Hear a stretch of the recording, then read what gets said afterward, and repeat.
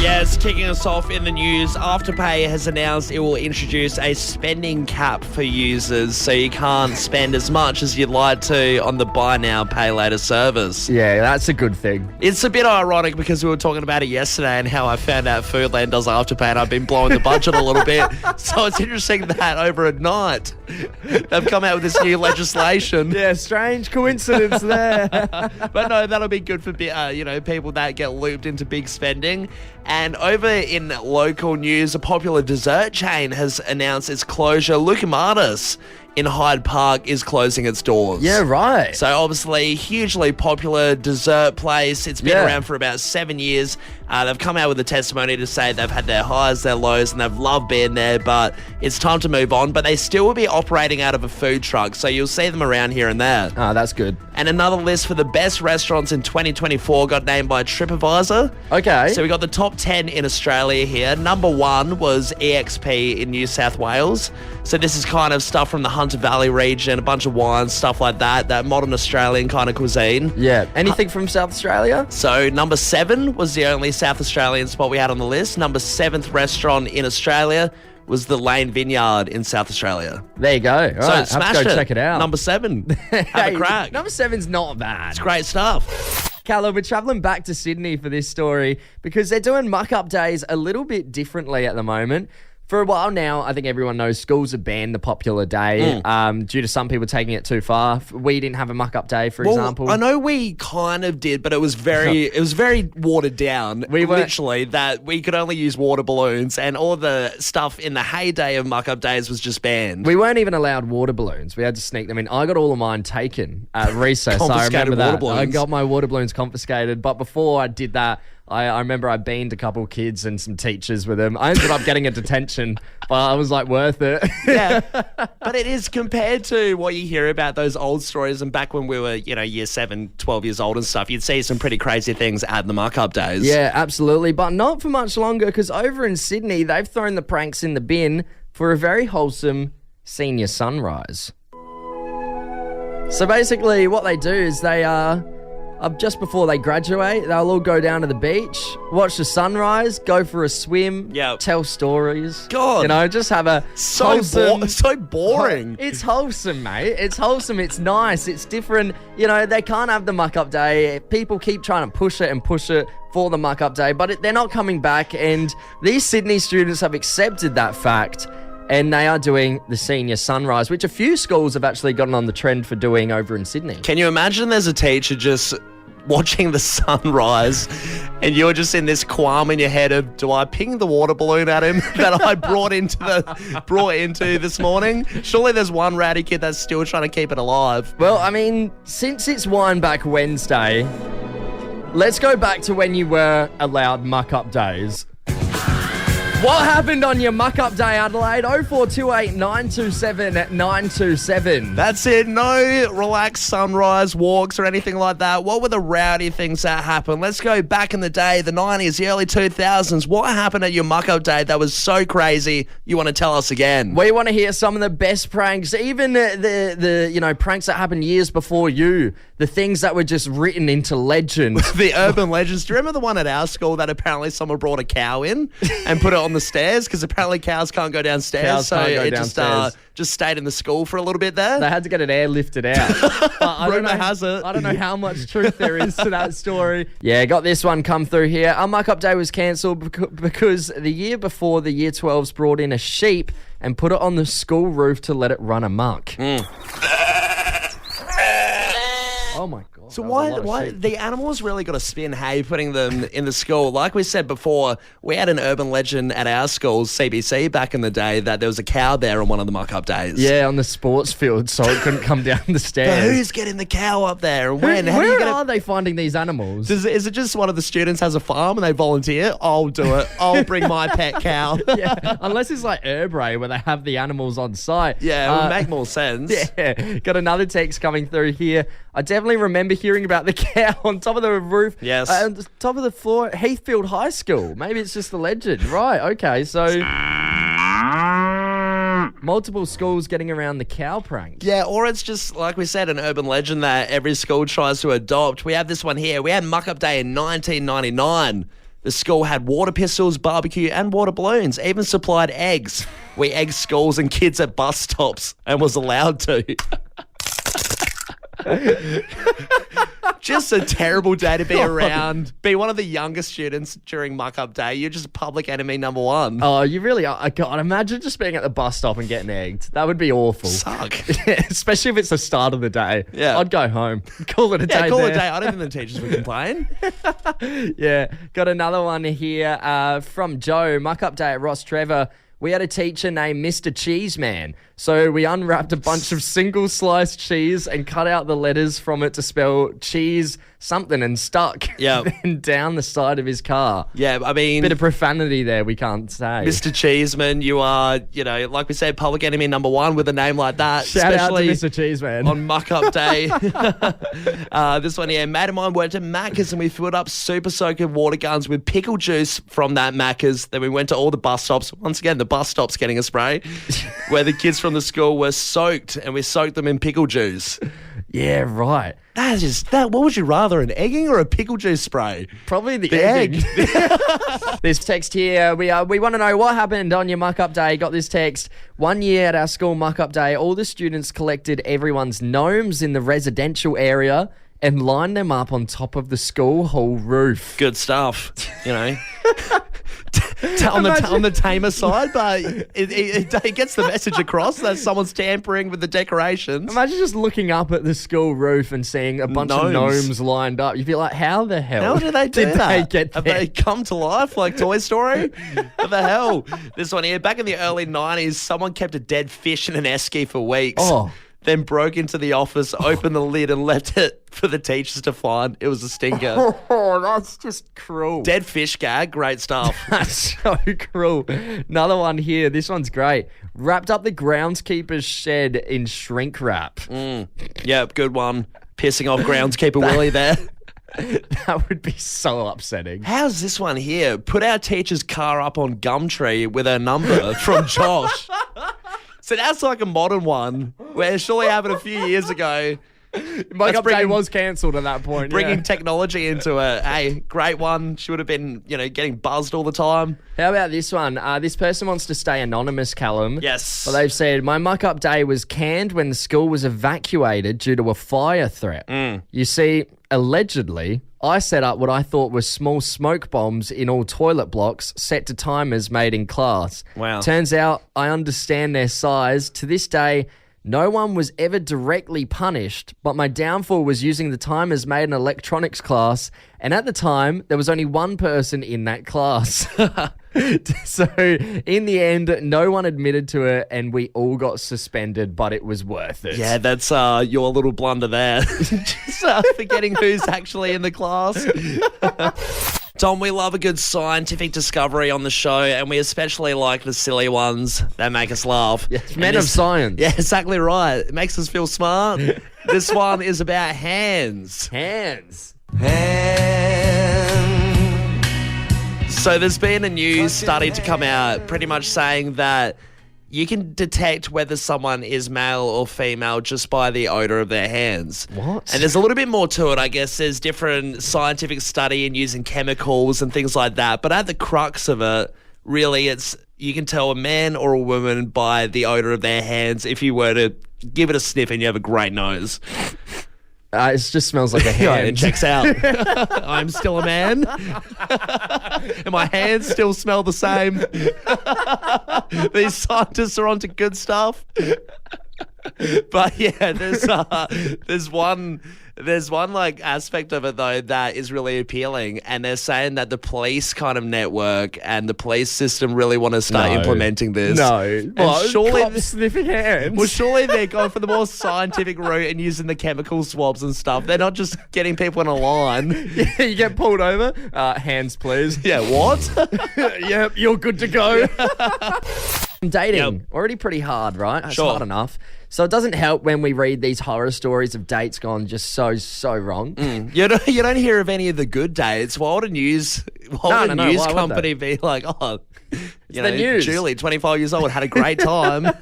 Coffee date went so well. To be fair, yeah, it's not very captivating news, No. is it? But this date, I think this bloke on this date could be the stingiest guy in Australia. God, that's not what you want. Nah. That's not what you want to roll out of bed and wake up to when you look at the news in the morning. So what happened was this girl, Emily, met a bloke on a Sydney beach, right? Yeah. And he asked her out and she obliged. So they went for some coffee. Date didn't go great. It didn't go badly. It just like there was no spark there. So Emily sends a text to him being like, hey, thanks so much for the date. Yeah. It was fun. Just didn't really feel a spark though. Happy to stay friends. And the guy agreed. He sent a text being like, yeah, agreed. Yeah, we're just too different. Yeah, cool. You know? Smooth. But after that, after they're being civil, he follows up with another message and he goes, P.S.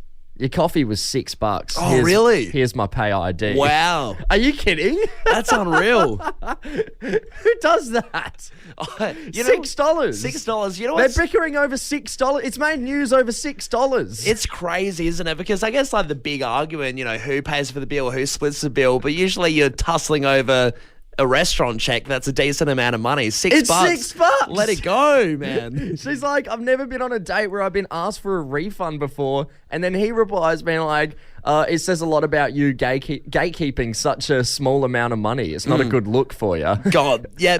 I'll tell you what's not a good look. Asking for $6. You know what's crazy? I've heard about this with a date before as well. A mate of mine went on one and they shared an Uber at the end of the night, went out for a few drinks. Same thing happened. Girl asked for half the Uber check, but they live similar, destinations. Yeah. It's probably a $10 Uber, right? Yeah. So, halving it $5 is just something, do you just let go? What's the stingiest thing that's happened to you on a date? Do you think you're a stingy date? Nah, never. Nah. Always pay the I bill. wouldn't admit it if I was. That's to all you out there listening. Never stingy. Hey, we got our producer Erin in the studio with us right now. Erin, what do you think about this? Would you pay that back if you got asked? I think I would pay it back if I got asked, but I think initially on the date, I like the fact that, he would offer to pay because then it shows his generosity. But equally, if I don't like him, I'm happy to pay my half of the bill. He takes care of his and, then we go on our way. So there's no future connection there. It can just be done. You don't owe him anything. Exactly. You don't feel obligated to have to go again if you're not interested in each other. So on a date, you don't give them any room or any chance to be stingy. You're just like, I'll pay as much as I can. Then I have the leverage to say, I don't want to be with you. Yeah, that's exactly it. It's not awkward. I paid my dues. Get lost. Exactly. I've always got a contingency. Yeah. Adelaide, we want to hear some of your stingiest dates. Jason here text in, my ex-wife took me to Melbourne for my 40th, didn't get a present. She shopped for herself and it cost me $5,400 for 3 days. Jeez. Hey, on the other end of the spectrum there, $6 compared to $5,400. That's a fair enough one to be stingy on. Yeah, for sure. This one here, Sarah's texted in. This reminds me of this bloke sending me a text after our date asking for money he used to buy my ice cream. Nope. Can you imagine that? Hey, the boysenberry was on the more expensive side, actually, so can you chuck me the money for that one? The drumsticks are on special, but you got the cornetto anyway. I can't believe you. It's actually really selfish. Get a sorbet next time. Another text here. Morning, boys. So I've never admitted this, but I used to re-gift the flowers work would give us for Valentine's Day to my girlfriend that night. Got away with it for 3 years in a row, lol. You know what? If they're there, though... I'd say that's a little bit clever. If you're getting given the flowers and you don't want them, I feel like there's a moral loophole on that one. There's something wrong about it. There's something that really feels wrong this guy's a bit about off. it. So there, g'day Fresh Brekkie team. Got to stitch myself up here. When I was a bit younger and didn't have too much money, I used to go on a lot of lunch dates where I'd get this girl to pay for my lunch. Used to go on 2 to 3 dates a week from P. Are they all different people? That's a higher stat, 2 to 3 times. You couldn't just keep using the same person, could you? You have to wonder whether... cotton on. Exactly. You have to wonder whether Pete's in it for the relationship game or even the dating aspect, or if he just loves a lunch. I don't even think he wants a girlfriend. Oh, and where are you going for lunch? Are you going? Are you like trying to go to take him to cheap places so they're not too out of pocket? Or are you going to like a fancy restaurant? I reckon when you start getting good at the craft and you're hitting those numbers 2 to 3 times a week, you go to good restaurants. Oh, gee, here we come. Got this text here. Went on a second date with this girl. I went to call her phone because she'd lost it. My name literally came up as Stingy Chris. Shouldn't have made her pay the bill on the first date. It's a bad way to find out. Yeah, Chris, maybe not. Tom, a big story has come out because it is so insane. It is absolutely huge, and it involves this lady, and it's taken the media by storm. She was over at her friend's house. She's about to give birth, right? She's on the brink. So she's far into her pregnancy. Very, very far, so really busting out. And she's just hanging out at her friend's house. Yeah, at her friend's house, right? All of a sudden, the unthinkable happens, and she starts going into labour. Right. And it's obviously, a bit of a... It's a precarious situation. She's at her friend's house. It's not near the hospital. This is pretty early as well. This is before a due date. Yeah, exactly. So it's unexpected gone into labour. No, so she doesn't have a partner around or anything to do the quick drop off to the hospital and things Can't like her that. friend? Yeah, well, that's the thing, right? So her friend probably could. However, it sort of transpires that she is on her friend's couch. She's on the sofa. And because of the immediacy of it all, she gives birth on the couch. Right, okay. So this is where it gets crazy. She gives birth on the friend's couch. All right, fair enough. And it's a great moment. Obviously, it was handled quite well. Yeah. Everything is all good. Won't go into the details, but the baby, is absolutely fine. Healthy and it was a baby. really nice moment. Good news. She then obviously goes home, checks in with the doctors. She's safe with the baby at home until her friend rings up, the one whose house it was, Yeah. and says, "You owe me for the cleaning of the couch." Right. Oh, she sent her a bill. She sent her a bill saying, "Hey, look, I really think it's a great moment between you two, obviously, but the couch is kind of ruined." You know what? I'm okay with that. Well, you reckon it's good to ask for the bill? I think you shouldn't even have to ask. You've just given birth on someone's couch. I mean, that You're going to say getting couches a are new expensive? couch. Couches are expensive. Yeah. Couches are very expensive. And I feel like if you're giving birth on a couch, you're probably going to have to buy a new couch. I don't know how messy it got, but I'm sure there would be something in you that would want a new couch. I feel like it's such a nice moment, though, that you just wouldn't ask for the couch money. You'd sort of let it go. Well, no. Unless it was suede. If it's a leather couch, then yeah, sure, it's an easy wipe. She's come in. She's used her facilities. She's used her couch. Given birth. She has been there, almost midwifing her through the process. I think it's fair enough. The to least get you can do, a yeah. little bit of compensation. You don't have to give her thousands of dollars to buy a brand spanking new couch, but a little bit of compensation, I think, is fair enough. You know what's funny though? That apparently the friend suggested she would go to an insurance company and she says, "Look, I'll talk to your home insurance. I'll see if I can get a new couch from that instead of paying." What insurance broker is going to turn around and say, "Yeah, sure, we've got coverage for birthing on a couch"? Full of dodgy. Maybe do a payment plan. Yeah. Our text line is open 24/7. Anyone can always get involved in our show on 0428 927 927. Doesn't matter if we're talking about something or not. I'm always happy for you to text into the show and let us know your thoughts and or whatever it might be. Yeah, of course. I mean, every morning we have a little glimpse, we have a little scan. So yeah, just leave it in the box there. And I think it was about last week, we got this text come in during the show from a bloke called Nico. And it reads, "Is it just me, or does anyone else open packets of chips upside down to get all the flavouring first?" Yeah, it was a little bit unprovoked and it was a bit of a random one, but hey, we thought about it and it makes total what sense. A great text. I mean, the idea that, you just flip the bag around, the flavour should theoretically be where the bottom was, so you're just eating it right there and you're getting the best out of your chip packet. And then all the flavouring that trickles down those top chips are going to be most flavourful. It makes complete sense to me, and I don't know why I've never tried it, but no, Nico, to answer your question, I haven't ever opened up a packet of chips upside down to get all the flavouring first. Nobel Prize, Putlier Prize. We should have the Nico Prize for, innovations like this that we just don't really think about. He is a smart dude. I mean, it's something that we want to go to the text line with right now, 0428 927 927. What's your food hack, Adelaide? See, I think this is quite a good one. It's one and the best food hacks are the ones that you just never thought of until someone just opens the veil and you think, holy crap, I've never thought that in my life. A classic one that a lot of people don't realise. I mean, I've been doing it for a while. Oh, okay. Macca's chips and ice cream. Oh, everyone does that. Yeah, but there's some people that don't do it or have never thought of it, and it blows their mind. It's better in the thick shake, I reckon. In the than thick ice shake. cream. Okay, see, I've never done the thick shake. Yeah, there you go. I reckon better. One I've seen a lot of people doing at the moment is eating pizzas upside down. What do you mean upside down from a swing? Similar to the chip thing. So they'll flip the pizza upside down so the toppings land on your tongue first, because that's where majority of your taste buds are, right? More flavour. So yeah, they're eating it, topping side down and then crust side up, which sounds like it could get very messy, but it could be better. Depends what topping you're dealing with, I guess. If you're not a fan of Hawaiian, hopefully it drops off a few of those pineapples. You can eat it in peace. But yeah, there are so many. Of course, those ones a little bit more obscure. You've got the classics, the cucumber and peanut butter stuff. Yeah, weird one. Which I've never actually tried. I've never gone out of my way to do it because I think it sounds horrible. No, it's not bad. Really? For whatever reason, it works. It works, and I'm not going to argue it. Good food hack then. There you go. Let us know your food hacks, Adelaide. You know what? Nico has just texted in as well. He said, cheers for using my upside down chip eating, boys. Here's another. Chuck salt on vanilla ice cream is his next hack. Salt on vanilla ice cream. I've heard that one. I've also heard salt in your chocolate milk is meant to be quite good as well. Apparently that's quite the hangover cure as well, chucking a bit of salt in there. Is it really? There you go. That's what I've heard. Hey, another text here. All your food hacks. This one comes in from Party Marty all the way in Cairns. Good morning, Party Marty.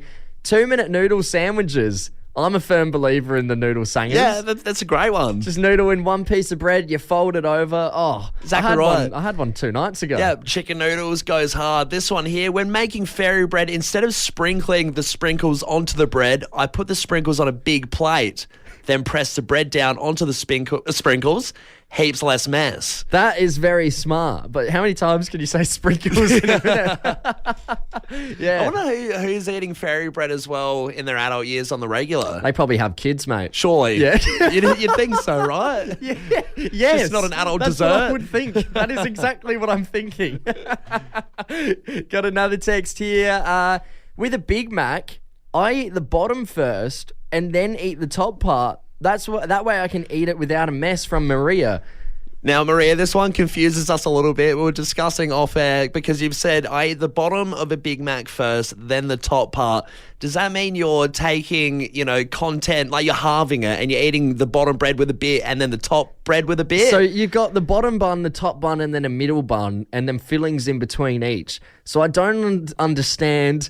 Are you taking the top off with the fillings but then you're missing a bit of bun anyway? It's absolutely way. blown our minds. So if Maria is still around, if someone can confirm what the hell she means, that'd be great. Unfortunately, our text line is, our phones are still broken, so we can't call Maria up and get more answers. But Maria, if you can text through a little bit more in-depth explanation what you mean by that. Please do. I do love a Big Mac. And this is emergency protocol. If there's a better way to eat a Big Mac, I want to know about it. And they are very, very messy. Yes, this one here. Dilute crunchy peanut butter in boiling water. Okay. Stir through your scrambled eggs. Add a little bit of sweet chili sauce.